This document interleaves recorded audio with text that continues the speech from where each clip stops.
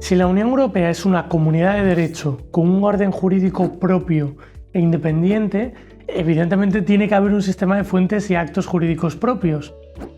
Ese ordenamiento es el que vamos a ver en el presente apartado. De una forma simple, quizás en exceso, podemos referirnos a las fuentes del derecho como aquellos elementos que catalizan la realidad social de nuestro entorno hacia una perspectiva jurídica, convirtiendo lo que es pura sociedad en un conjunto sistematizado con distintos rangos e importancias que conforman las reglas del derecho. Cada sistema jurídico identifica sus fuentes, las cuales no son siempre idénticas, pero sí muy parecidas. El sistema de fuentes del derecho internacional se puede identificar en el artículo 38.1 del Estatuto de la Corte Internacional de Justicia, el cual es el principal órgano judicial de Naciones Unidas y que encuentra su sede en La Haya. La Corte, cuya función es decidir, conforme al derecho internacional, las controversias que le sean sometidas, deberá aplicar a las convenciones internacionales, sean generales o particulares, que establecen reglas expresamente reconocidas por los estados litigantes. La costumbre internacional como prueba una práctica generalmente aceptada como derecho. Los principios generales de derecho reconocidos por las naciones civilizadas o las decisiones judiciales y las doctrinas de los publicistas de mayor competencia en las distintas naciones, como medio auxiliar para la determinación de las reglas de derecho sin perjuicio de lo establecido en el artículo 59. La disposición de este artículo debe ser tomada con precaución, pues al fin y al cabo el derecho internacional puede ser creado por otros procedimientos no mencionados en el artículo 38. Ello ocurre, por ejemplo, en el seno de las organizaciones internacionales, en las que se basan básicamente en resoluciones o recomendaciones. Del sistema de fuentes del derecho internacional, tanto la Unión Europea como los Estados miembros incorporan los siguientes principios generales. Una norma posterior de contenido contrario deroga a una anterior de idéntico rango. Por ejemplo, una norma o tratado general posterior de contenido contrario deroga una costumbre o un tratado general anterior. Una norma especial o particular prima sobre una norma general. Así pues, los tratados que contienen normalmente reglas particulares, porque obligan a un número limitado o menor de sujetos, priman por esta razón sobre las costumbres generales. Lo mismo sucede con las costumbres particulares, sean regionales o locales, que prevalecen sobre las generales.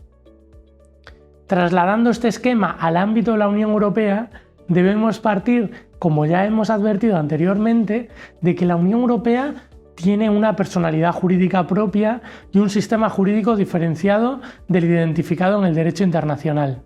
Los tratados y los principios generales están en la parte superior de la jerarquía de la Unión Europea y se conocen como legislación primaria.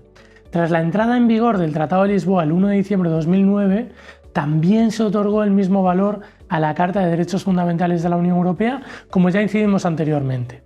El derecho primario es, sin lugar a dudas, la fuente suprema del derecho de la Unión Europea.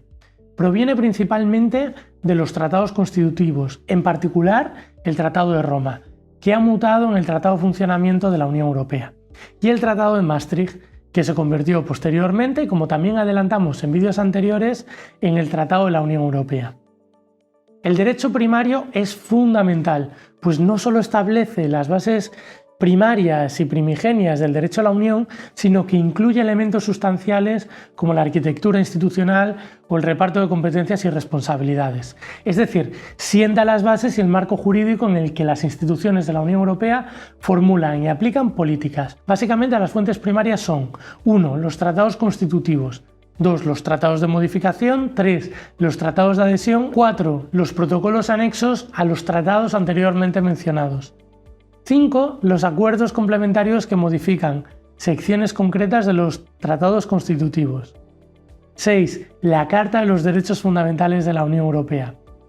7. Los principios generales establecidos por el Tribunal de Justicia de la Unión Europea. El derecho derivado, como se ha expresado, es la segunda gran fuente del derecho a la Unión Europea y se corresponde, pues, con carácter general con el conjunto de normas que emanan de las instituciones de la Unión Europea y que se encuentran dotadas con el poder legislativo para la aplicación y el desarrollo de los principios y objetivos de los tratados. La legislación secundaria o derecho derivado son actos unilaterales adoptados por la Unión Europea de forma autónoma basándose en los tratados constitutivos. Las instituciones están facultadas por los tratados para, en atención a sus prioridades, elegir el tipo de acto que les parezca más pertinente para aplicar sus políticas. No obstante, como la Unión Europea únicamente goza de las competencias que le atribuyen los tratados, cualquier acto que se escoja debe citar la base jurídica del Tratado de Funcionamiento de la Unión Europea, correspondiente al ámbito en el que actúan las instituciones de la Unión. La creación del derecho derivado de la Unión Europea se lleva a cabo de forma gradual y progresiva. Mediante su adopción se da vida al derecho primario y se realiza y completa el ordenamiento jurídico europeo con el paso del tiempo. El Tratado de Lisboa revisó la clasificación de los distintos actos jurídicos de la Unión Europea, reduciéndolo de los 15 actos típicos que se identificaban anteriormente a tan solo 5. Los actos unilaterales de la Unión Europea se clasifican en dos categorías distintas. Por un lado, los actos recogidos en el artículo 288 del Tratado de Funcionamiento de la Unión Europea. Estos son reglamentos, directivas, decisiones, dictámenes y recomendaciones. Y por otro lado, los actos previstos en otras normas habilitadoras. Cabe señalar que los reglamentos, directivas y decisiones son actos jurídicos vinculantes, mientras que los dictámenes y recomendaciones no lo son. Por otra parte, más allá del tenor literal del artículo 288, nos encontramos con otros actos que están previstos por otros artículos de los tratados o que se han desarrollado a través de la práctica de las instituciones de la Unión Europea. Estos actos son los denominados como actos atípicos y entre ellos se incluyen las resoluciones, conclusiones, comunicaciones y los libros verdes y los libros blancos. Conviene tener presente que las instituciones de la Unión Europea únicamente pueden adoptar tanto los actos típicos como los atípicos cuando las disposiciones de los tratados le otorgan competencias para ello. Cabe resaltar que tras la aprobación del Tratado de Lisboa, los artículos 289, 290 y 291 por primera vez establecen una jerarquía normativa del derecho derivado, distinguiendo entre actos legislativos, delegados y de ejecución. La naturaleza de la Unión Europea hace que tenga personalidad jurídica y que, por lo tanto, tenga la consideración de sujeto de derecho internacional. Su naturaleza, que emana del derecho primario, le faculta para negociar y celebrar tratados con otros sujetos de derecho internacional. Los acuerdos internacionales, al fin y al cabo, son una fuente de derecho vinculada al papel de la Unión Europea en un plano internacional. Este tipo de acuerdos son independientes del derecho primario y por tanto también del derecho derivado y por lo tanto conforman una categoría propia en el sistema de fuentes de derecho de la Unión Europea. En el engranaje del sistema de fuentes, los acuerdos internacionales se encuentran un peldaño por encima del derecho primario y en ocasiones, cuando se les reconoce un efecto directo, un peldaño por encima del derecho derivado, que en consecuencia esto principalmente lo que significa es que el derecho derivado debe respetarlos. En los tratados internacionales la Unión Europea actúa como parte y por lo tanto se obliga con respecto a otros actores internacionales, por lo que de esta relación emanan obligaciones y derechos mutuos. Las fuentes del derecho de la Unión Europea que han sido mencionados hasta ahora tienen una característica que es común, y esta característica es que constituyen el derecho escrito de la Unión Europea.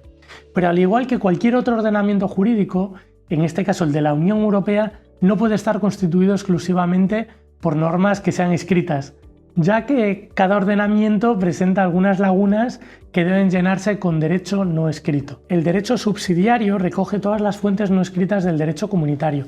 Normalmente tiene origen jurisprudencial, es decir, proviene de los tribunales. Se utilizan como normas jurídicas en caso de insuficiencia de derecho primario o del derecho derivado. Las fuentes subsidiarias se solapan entre ellas, son aquellas fuentes que se encuentran formadas por elementos del derecho que no están previstas en los tratados. Las fuentes subsidiarias se corresponden principalmente, como ya he adelantado con la jurisprudencia del Tribunal de Justicia de la Unión Europea, el derecho internacional público y los principios generales del derecho. El artículo 19 del Tratado de la Unión Europea describe la composición y misión del Tribunal de Justicia de la Unión Europea como que constituye la base del derecho subsidiario. El Tribunal de Justicia de la Unión Europea garantizará el respeto del derecho en la interpretación y aplicación de los tratados. Podemos incluir como fuente del derecho a los convenios que son concertados entre los Estados miembros entre sí, es decir, acuerdos particulares que no se materializan a nivel de la Unión Europea, sino que provienen de forma bilateral o multilateral. Fundamentalmente encontramos dos tipos de convenio o acuerdo. Aquellos convenios que versan sobre una temática europea pero en un área en el que la Unión Europea no dispone de competencia, o aquellos otros que se celebran entre Estados para avanzar en áreas específicas o para superar la limitación territorial nacional en ciertas políticas concretas. Como se ha podido ver, el sistema de fuentes de la Unión Europea es muy plural, pero parte de una diferenciación fundamental con el derecho internacional, aunque se base en cierto modo en el mismo. Existen dos grandes apartados en el derecho europeo: el derecho primario, también conocido como derecho originario, fuente suprema de interpretación del derecho europeo, y el derecho derivado secundario, que al fin y al cabo no es otra cosa que las normas emanadas de las propias instituciones europeas. Los tratados internacionales, convenios y acuerdos por los que se obliga internacionalmente a la Unión Europea, así como el derecho subsidiario, tienen también su papel en el sistema de prelación de fuentes.